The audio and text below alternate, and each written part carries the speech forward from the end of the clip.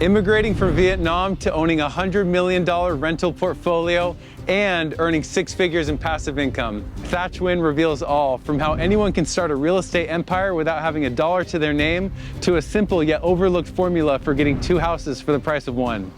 If you don't have the money at the beginning, you can still learn how to come in and find the opportunity. I'm gonna give $20,000-$25,000 a month in positive cash flow for the rest of my life. That's a way better deal than flipping a house. And when you do that, now you have 12 paid off houses and you can live a good life. What are some signs that you look out for of knowing whether that's going to be a good investment or not? I want to show you what's really cool, what I'm teaching my kid how to do and own right now. Yeah. You ready? Okay. All right, here we go. Wow.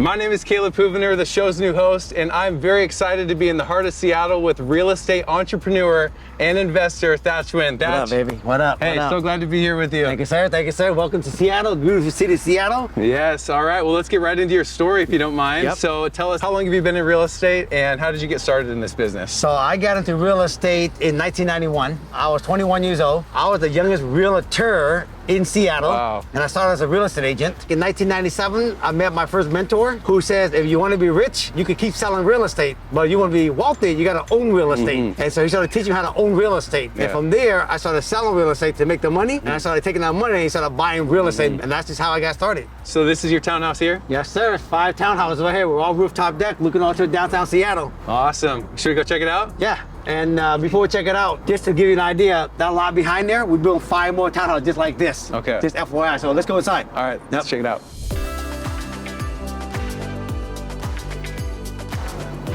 Welcome in, brother. Wow. All right, so you got started at a very young age, 21, and your career grew steadily from that point forward. So did you get any help from, say, a mentor, and what sort of advice did they give you that changed your career? When I got started, I started as a real estate agent, and I had a mentor. His name was Mike Ferry. Taught me how to basically be a top real estate agent, and he taught me there's 2 groups of people. There's people you know and people you don't know. People you don't know is a bigger group. Spend more time marketing to them so you get more business. And then on my journey, I met another mentor named Saul, and he taught me a lot about investing in real estate, how to own real estate. Let's hold that right there, because later on, Thatch is going to share about how a mentor drastically changed the trajectory of his life and his business, and he's going to share how you can get a mentor yourself too. How long does it take after purchasing a property to see a return on that investment?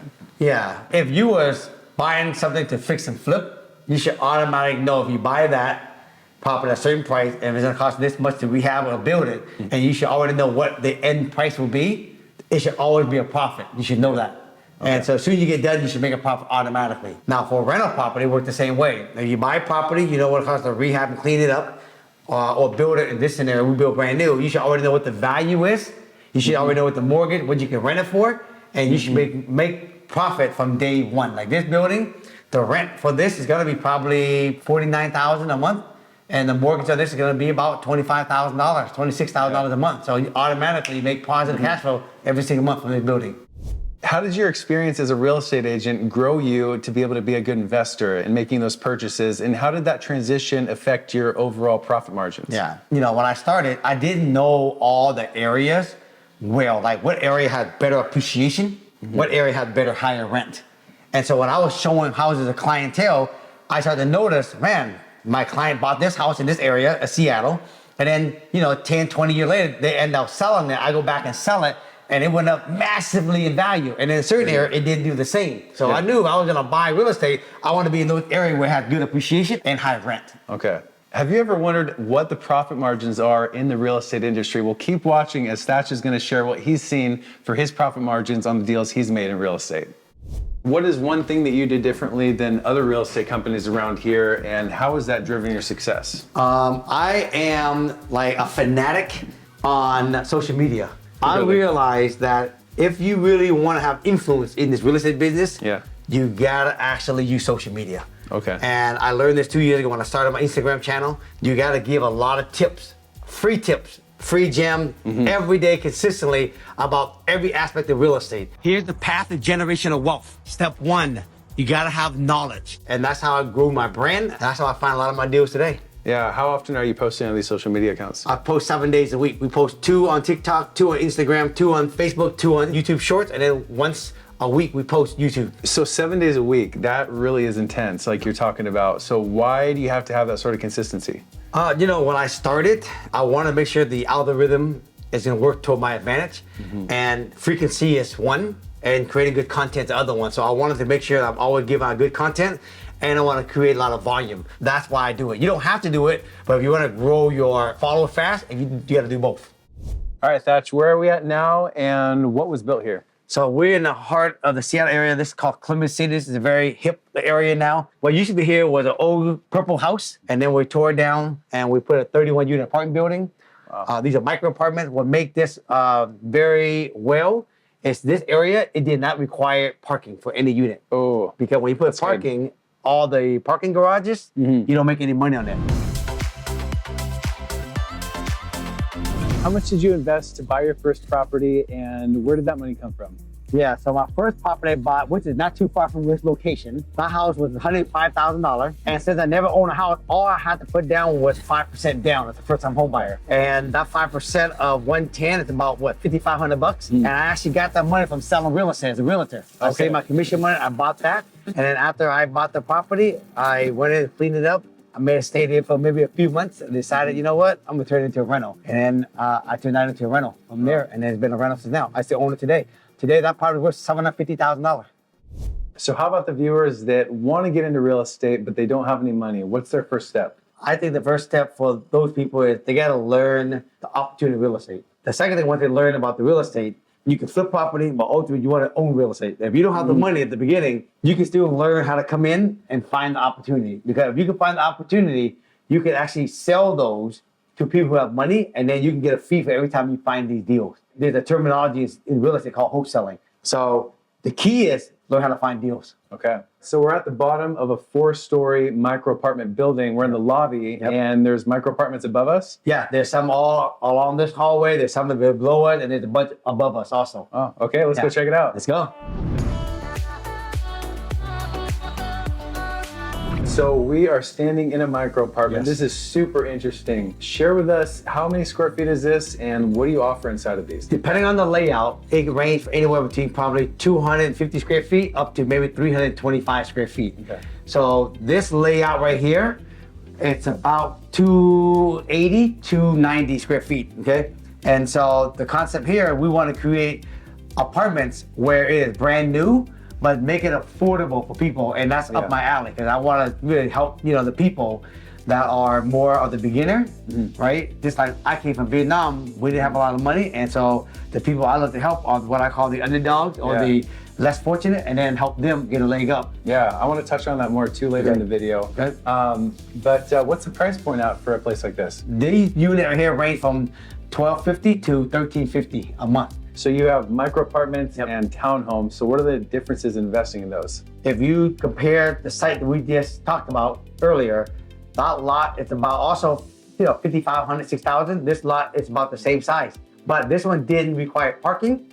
And so when there's no parking required, then the highest best use is to build apartments. And so we can get more unit on the same lot size than we did on the townhouse. So at the end of the day, you make more money building an apartment building, and you get more rent every single month compared to the 5-unit row house. Okay.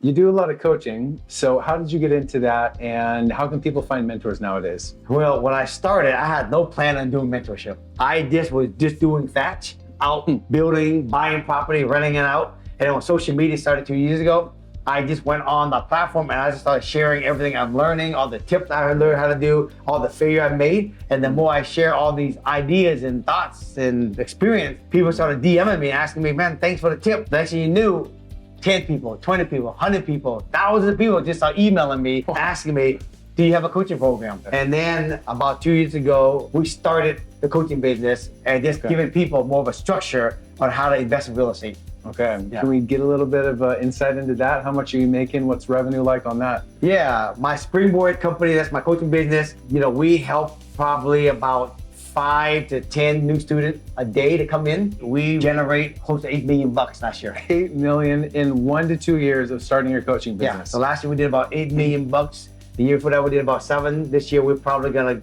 fly over 12 million bucks this year. It's just people want to learn how to do this. And I teach the real basic on how to do real estate. Most of that's what I teach is residential real estate, how to find homes that need a lot of work, flip them or fix them up, put the ADU in the backyard, keep them as rental. Wow. Yeah. All right, guys, there you go. Become a master at what you do, and in 1 to 2 years, you could have a multi-million-dollar coaching program too. All right, so if somebody makes a bad investment, what's next for them? First of all, you gotta learn what you actually did to make that mistake. And after that, then you gotta figure out, hey, if you can actually solve it, sometimes you gotta take a hit on it. And if you can't fix it, sometimes it's better off to let it go, walk away, and start fresh again, and just take that as a learning lesson. So what are some ways that you can recoup some of the losses or salvage that investment? Like if I was buying real estate and I overpay for something, and then by the time I get done rehabbing it and the property is worth less than what it should have sold for, and sometimes either you can hold it, ride out the market a little longer, or take a hit, just sell it, take a loss on it, just get some of your investment back, and then just move on and learn for the next time you don't make that mistake again. Have you had to do that quite a bit? Many times when I was younger. Hey, UpFlip gang, almost 50 years ago, my family came in Vietnam with $100 in their pocket. Fast forward today, I managed to build over 300 homes and apartment building and complete over 100 flips, and currently have over $100 million in real estate that generate me monthly income. I want to help everyone do that. In order to do this, I've broken everything down from A to Z in my Springboard to Wealth course. I'm going to share with you the unique method and unique strategy on what I use to actually get to $100 million in real estate. The method I teach, it works in any economic cycle. In this course, you're gonna learn how to find an undervalued property, how to structure deal, learn the financing options available to you, and more importantly, set yourself for success by owning enough rental property so you can retire. It took me 30 years to develop this proven method and strategy, and I laid it all out in this course. If you're looking to build generational wealth for you and your family with real estate investing, I invite you to go visit the link in the description below now and learn more about my mentorship program, Springboard to Wealth. So thank you for your time, and let's get back to the video. What's the most difficult part of investing in real estate today, and what's your strategy for coping with those problems? I think the most difficult right now is the high interest rate, because interest rate causes, the mortgage to be high. And if rent is not rising because of the economy going right now, you really have to start think, how do you actually find property where you can actually add value and create a lot of value so that you can still make money in these kind of times. And this is why the niche for Seattle right now is the multi-unit townhouse I built and the single family home and putting the little ADU in the backyard. Yeah. That's how I cope with this today's market and how to do real estate with the high interest rate, because these type of property make good equity and good rent. So today, when interest is high, you gotta really get creative and find the right type of property, know how to create that extra value so you can get good equity on them, and where you can get more than one unit on one property so you can get better rent. So I saw on your TikTok, you've mentioned something about the mindset of abundance. Can you tell us what that is and how that's impacted your life? There's 2 points of view. One is, there's not enough. And then there's other point of view, there's plenty of enough out there. So many people focus on lack, not enough opportunity, not enough deals, not enough air to breathe, not enough, just not enough.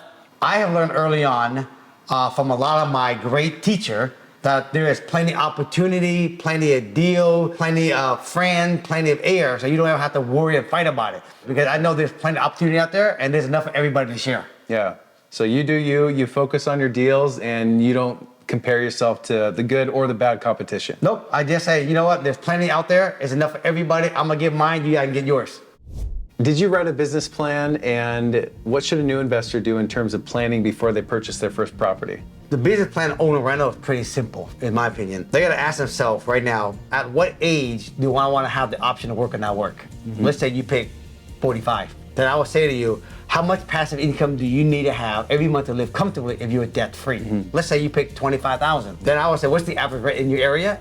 And you say it's $2,000. So then we figure out 24,000 or 25,000 divided by 2, you need about 12 houses. So now the business plan is you need to focus on getting and accumulating 12 houses. Once you finish accumulating 12 houses, then just stop for a minute and start paying down those 12 houses. And when you do that, now you have 12 paid off houses and 25,000 and you're debt free, you can live a good life, forever. Okay, so it's important to have a plan in place before you really get going. And on top of that, why do you want to have it? Do you want to learn how to raise capital the right way to invest in real estate? Well, episode 32 of our podcast, we interview Emma Powell of Powell Ventures, and she reveals her tricks.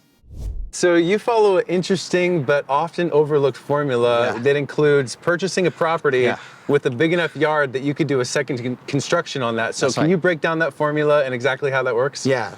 In Seattle right now, and that's happening all across the United States, city council are all having a problem with how do we create more housing for the growth and how do we create more affordable housing. And so what they've done in Seattle, which I see across now, all across the United States, happening more and more now, especially in density, that they take a single family lot and they say, you know what, we want to create more housing. So they allow the owner to actually put a second structure in the backyard. Okay. If the backyard big enough. So what I do when I buy a property, I remodel the house in the front, and then I will keep the house, and then in the backyard, I'll build me another house in the back. Like for example, this property right behind you got right here. So how many times have you done this?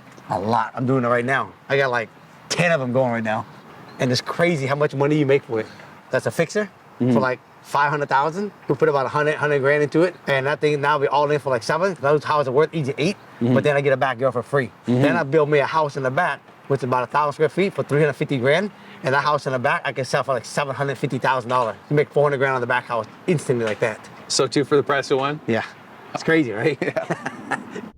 What are the key skills that you need to succeed in real estate? Number one, you have to be someone that gotta know how to go out and find the opportunity, these great deals that I keep talking about. You gotta have the skill to go out there and go find them. Then you gotta have the skill to know how to evaluate them and have multiple different lenses and know what you can do with that property. And then, of course, the last skill is, you gotta know how to basically have a team put together so you can actually build that thing out. And what type of person tends to do better in the real estate industry? For me, I actually have both skills.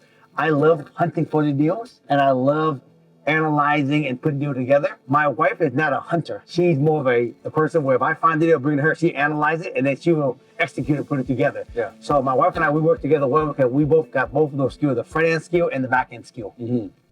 What's the best business advice you've received, and how did that help you grow your business? I think the best one was from my friend Saul, my mentor still today.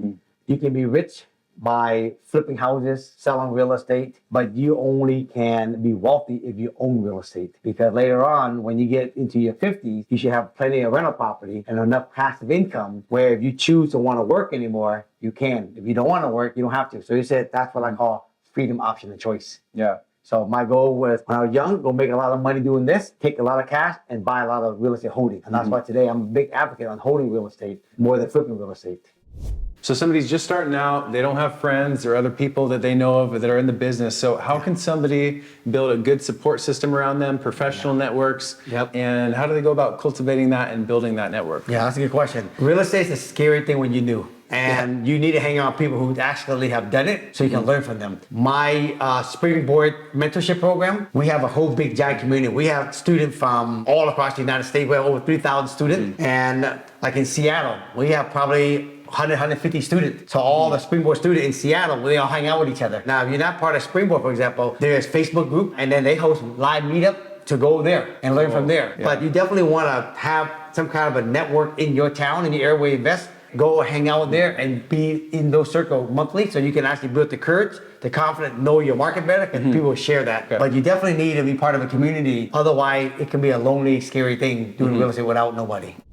All right, we got some blitz questions from our viewers. So Thatch, you got 10 seconds to answer these questions. Let's do it, baby. Let's do it. I'm ready. I'm ready. Let's go. All right. Well, thank you to the Real JC for submitting this question. This one is, how did you get started on the development side? I used to sell land to my friend and today partner named Paul Lavallardi. And then we started building a relationship. And then him and I started partnering together and we started building stuff together. And today we still build stuff together. That's how I got started. This one's from Ronnie Sharma. I heard about the depreciation of real estate to reduce taxes. How does it work exactly? So let's say I make on earned income $1 million a year. And let's say all my real estate, when I start to write off all the taxes, let's say there is $200,000 with the depreciation. So now instead of paying tax on $1 million, I'll pay tax on $800,000. All right, this one's asked by Yira. Do you use the same construction company for remodeling? Where do you find reliable workers? Yes, so I have the same general contractor for remodeling houses, and then I have a different general contractor that does new construction. Okay. And I get them from referral from other people who have used them and have good things to say about them, and that's the best way to get them through referral.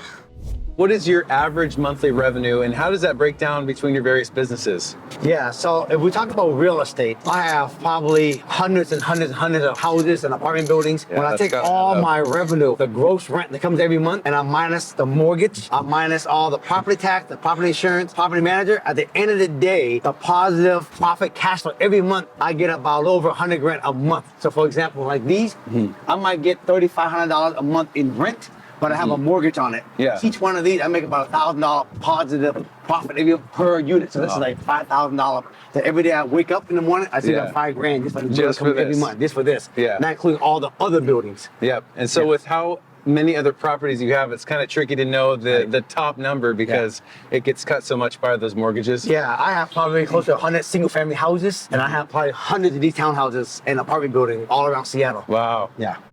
How many total properties do you currently own, and what's the most common type of property? Is it residential, commercial, industrial? Yeah. In single family, I probably own maybe close to 100 houses around Seattle. I pretty much invest in Seattle. And then I have multi-unit, like these townhouses. We probably own 50 plus, 60 plus of these townhouses. Then I own a bunch of apartments. And I actually like all three of these. That's why I don't go out of this space. I do residential, I do multi-unit, and I do apartment building. Yeah. To me, dreaming big is not about going wide. Dreaming big to me is knowing what your niche is and going deep. What is the best way to grow revenue as a real estate business? You gotta have earned income to buy rental. The more earned income you make, the more rental you can buy. The faster you make more earned income, the faster you can buy more rental. So there's a lot of ways to actually create earned income. You can be a realtor, if you're an agent, sell more houses. Or you can go out there and you can buy houses, you can fix them up and flip them. And then also what I do is I buy property and I actually rehab the house in the front. I put the ADU in the back. And early in my career, I didn't have enough money, so I would sell one of them, keep one of them. Probably 25% of my portfolio, I sell them to make revenue coming through the front door. So I have money to actually keep the rest of them. Okay. That makes sense? Yeah. Yeah. How have you used social media to grow your business? I realized that social media now is the big giant billboard now. It's free. And so how I have used it is I have basically go on there and I just give away free gem, free education, free tip all day, 7 days a week. And I make massive profit using the BRRRR strategy. And by doing that, it just helped me become an expert in my real estate business. Yeah. From there, a lot of people just DM me and they ask me for coaching. They ask me for, hey, I got a deal, you want to buy it? We make money for doing that. It's crucial that people learn how to do social media today because pretty much 99% of my business comes from social media now. What tools and strategies do you use to keep track of and manage your leads? Deal Machine is an app that we use a lot. They help us find the fixer. They help us track how to actually drive them in a nice area so you don't lose time. And it has a CRM in there where we could track, host all our lead in there. It has a mailing system that go out of there. So we use a lot of that. And I have my little CRM on the side that I do, but anybody can have that service because they make it available for everybody. You are managing so many different projects and your financials are probably all over the place. Yep. So how do you manage that, keep track of that? What software do you use? Yeah, so what's funny about it, I don't even know all the details, like software. My wife is the head boss of the financing. My brother-in-law and his wife, they manage all the property. They're the property manager. So basically, we create a whole bunch of different business banking accounts. We have a bank account for all the residential. And then all my commercial, we have our own banking. So when rent comes in, if it's residential, it goes to this bank. If it's commercial, all the rent goes to this bank. And then our property manager, which is my brother-in-law and his wife, they will take a look at that and they go, okay, we got bills for all these houses. We got bills for all these commercial buildings. They write all the checks. They confirm with my wife, Cammie. And then basically, after they pay everything out, then the leftover every month is basically our profit every month. And that's how they manage it. What are the key metrics that somebody should be looking after when they're looking over their financials in real estate investing? Oh yeah, that's a good one. Let's just say real simple. You gotta make sure that when you get your rent, and you gotta make sure you pay attention to all the different things like, mortgage, insurance, right? Property manager, right? All these fees, you gotta make sure you track those because people sometimes they don't look at them, they write the check and they don't realize sometimes there's extra bills in there that not supposed to be in there, that somebody wasn't paying attention, and you end up paying a lot of expenses out and you don't know. My wife Cammie and brother-in-law and his wife, they look at all the line items to make sure that we are not paying more than we should be paying. So they track it, every little detail on the bills. So what is the best place to find properties to invest in? Again, if I'm just using Seattle, for example, you have to do your research through, say, multiple listing service. Redfin, we have a lot of, different apps that we use, like, Deal Machine, right? They have apps where you can figure out what area does better than others. Then you gotta figure out what area that does well. And then you wanna go in that area and go, what is doing well in this area? And what's good about this area is the city have upzoned single family zoning to multi-unit zoning. And that's why I like buying these, because the play and the hidden gem is you buy an ugly house and then you tear it down and you put 5 townhouses on it. And that's why you make big money. Okay, Yeah. so you talk about using Redfin, Zillow. Can somebody go and do that on their own? Or do they have to have a real estate license and use a professional to find those properties? Nope, you can do it on your own. You can figure out, in Redfin, what an area that's hot. Where are people buying, right? Where's all the hot spot? Then when you see those that are hot, everybody is buying those, then you want to go out and find, where can I find a house that needs some work, that has a backyard, where I can do the same thing. And that's how I actually did it. So you've touched on this a little bit, but how do you choose the properties that you invest in, and what are some signs that you look out for of knowing whether that's going to be a good investment or not? Yeah, that's a good question. I look for a home where the house needs a lot of work. The house sits more to the front and there's a yard in the back. And when there's a yard in the back, I know I can put the ADU in the back. And I want to make sure there's an alley, which is very important. And even better, if I have a corner, and it has to be in an area where I can get high appreciation and an area where I can get higher rent. Okay. And so those are the components. And I do the same thing when it comes down to multi-unit and apartment buildings. I look for those kind of little things that really separate a good deal and an average deal. Okay. Now, on the other hand, what are some red flags for an investment property, and what about those red flags would give an investor pause? There's so many red flags. People can watch my social media, TikTok, Instagram. I share a lot about that, but I'll give you a couple. One, if you buy a property that has bad design or bad feng shui, for example, right? Meaning the door is facing a certain way, sometimes you can't change that. You have to re-gut the whole entire house to redo the whole thing. Sometimes it ain't worth it no more. Another one is buying a house or buy property next to like elementary school or high school. There's so much traffic there. Or another one, if you ever develop or build new construction, try to stay off the main drag. Sometimes when you have to bring lumber in or you hook up utility, you gotta shut down the street. Okay. And when you shut down the street, you're paying for the shut down the street, and it costs a lot of money to do that. Yeah, those are red flags. Okay. What about those common things that people think about, like the age of the home and the foundation and things that you can filter on Redfin? That's right.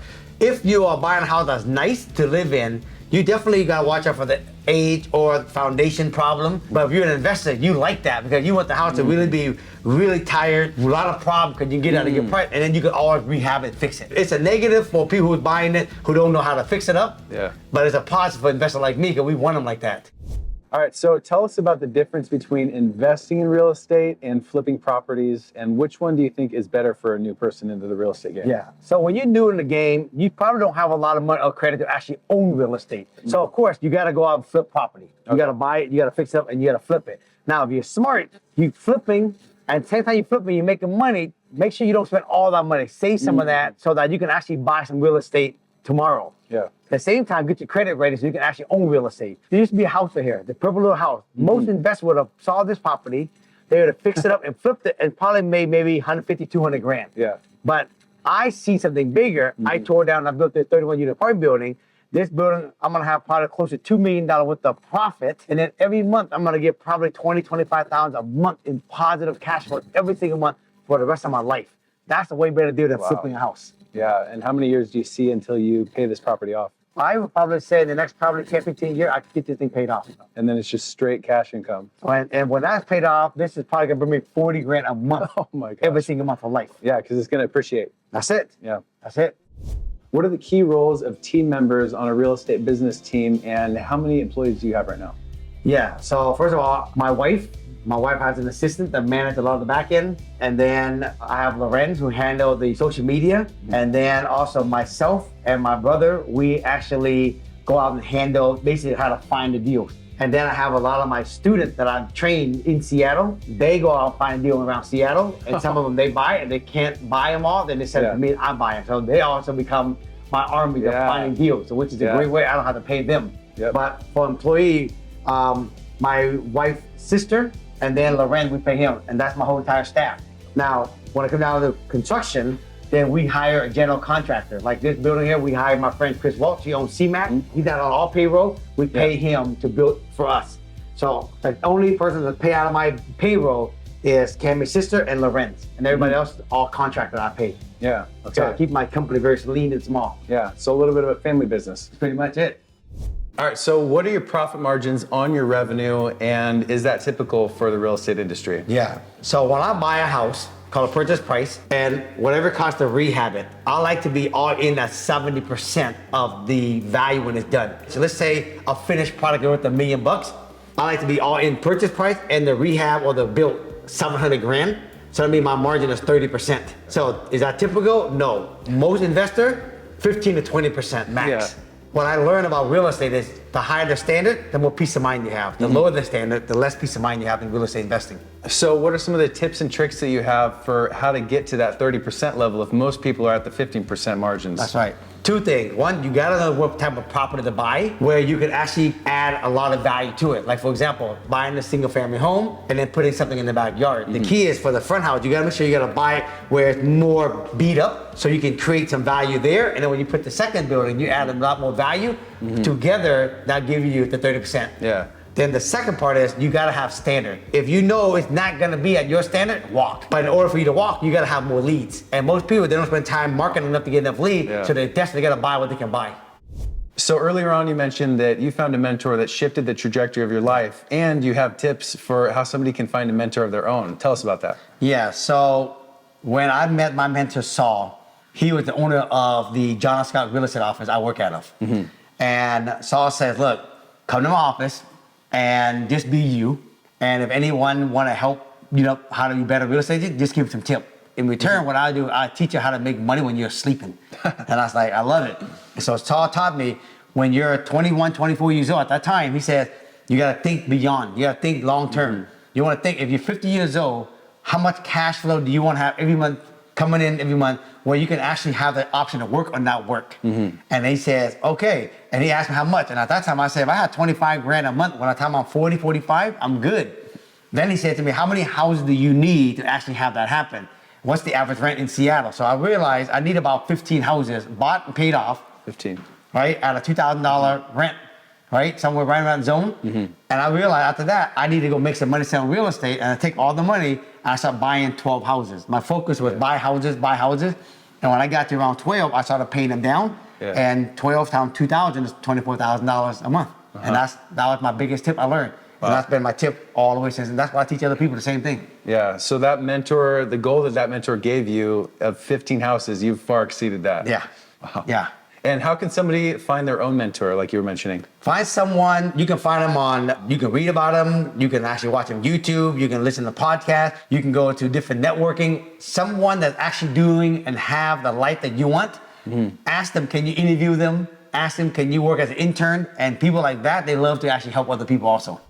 Let's get back to that point you were making about helping underprivileged families, raising money for kids. Tell us what you do and how you got involved with these organizations. So it all started because when we came from Vietnam in 1975, my dad, you know, he was a social worker in the Seattle area. He helped a lot of the refugees come over here and get housing and get situated. And when he passed away in 2007 from cancer, at his eulogy, a lot of people showed up and said, man, you know, your dad was amazing. He helped so many underprivileged people, and in Seattle, wasn't for him, I wouldn't be where I'm at. And right before my dad passed away, I asked my aunt, why did my dad leave so early? And my aunt says, because your dad is getting old and your dad is gonna hand the baton to you. That way you can go out there and do more of his work as you're younger. So then that started for me. And so I started partnering up with a lot of nonprofits around Seattle. There's a nonprofit in Seattle called First Place. And so I started buying houses and building houses, and I was renting them to First Place. And then First Place will house these families to give them a place to come out of the homeless shelter until they get back on their feet, until they can go out there and buy their own houses. About 2.5 years ago, I partnered with the Seattle Sounders. So the Seattle Sounders has a campaign called 26 by 2026. And so they came to me 2 years ago and asked me, would I like to be involved in maybe fundraising to do a field over in this area called New Holly. New Holly is where I grew up when I came from Vietnam. And so I went and took a look at it, and I said, what does it take to do this field? He said it's gonna take $400,000, and Sound is gonna match that. So I made a commitment 2 years ago, I was gonna fundraise, and I'm gonna do that. So last year I raised $450,000, and that field is done now. And we're gonna have a grand opening here in a few months. Wow, let's go. Thank you. Come on. And then this year, I want to do 6, 7 more field, and I got all my vendors that I do work with, and I told them what I'm doing. They decided, you know what, we're gonna help. So they donated all the material, all the cabinet, all the flooring, all the lighting, all the window. Wow. They donated like $120,000 with the materials and products as labor. And we built this house, and then we just sold it the other day, and 100% of that proceed is gonna go donated to the $400,000 I'm gonna raise. So the house is sold, it's gonna close here in a few months. We're probably gonna get over 200 grand of that. Wow. So together, in the last 2 years, I probably raised close to 900 to $1 million that I'm gonna build a lot of soccer field with the Seattle Sounder for the underprivileged kid. That's amazing. Now, why should I give back, investor? It's in my wheelhouse. It's in our wheelhouse. You're already doing it. Go out there, fix a house, flip it, and then donate one of the houses, you know, as charity, and then everybody win. And that's why they should do it too, to give back. It feels good. What is it like being in business with family, and what's the best part of it?